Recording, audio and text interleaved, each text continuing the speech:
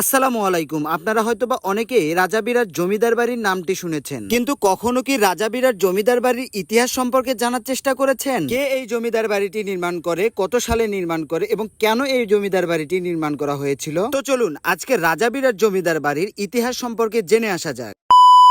রাজা বিরাট জমিদার বাড়ি বাংলাদেশের একটি ঐতিহাসিক নিদর্শন। এটি গাইবান্ধা জেলার গোবিন্দগঞ্জ উপজেলায় রাজা বিরাট গ্রামে অবস্থিত। এই জমিদার বাড়িটি 19 শতকের শেষের দিকে বা 20 শতকের শুরুর দিকে স্থাপিত হয়। এখন আপনাদের মনে হয়তোবা প্রশ্ন জাগতে পারে, এই জমিদার বাড়িটি কেন নির্মাণ করা হয় বা কে নির্মাণ করেছিল? এই জমিদার বাড়িটি প্রতিষ্ঠা করে প্রভাবশালী একজন হিন্দু জমিদার, যার নাম নিয়ে বিভিন্ন ধরনের তথ্য প্রচলিত রয়েছে, তবে স্থানীয়ভাবে তাকে রাজা বাবু নামে ডাকা হতো। মূলত এই জমিদার বাড়িটি নির্মাণ করা হয়েছিল এই অঞ্চলের সামাজিক এবং সাংস্কৃতিক কর্মকাণ্ডের কেন্দ্রবিন্দু হিসেবে। স্থানীয়দের মতে জানা যায় যে ব্রিটিশ আমলে এই অঞ্চলটি জোরদার এবং জমিদারদের আওতাধীন ছিল। তারা আরো বলেন, এখানে রাজা বিরাট নামে একজন অতি প্রাচীন হিন্দু রাজা ছিলেন। তিনি রাজ্য পরিচালনা ও গোচারণ পরিবেশ হিসেবে গাইবান্ধা এলাকাকে গভীর ব্যবহার করতেন। এই নাম থেকে গাইবান্ধা নাম উদ্ভব হয়েছিল বলে তারা মনে করে। এককালে এই রাজবাড়িটি প্রশাসনিক কর্মকাণ্ডের জন্য তৈরি হলেও কালের বিবর্তনে এখন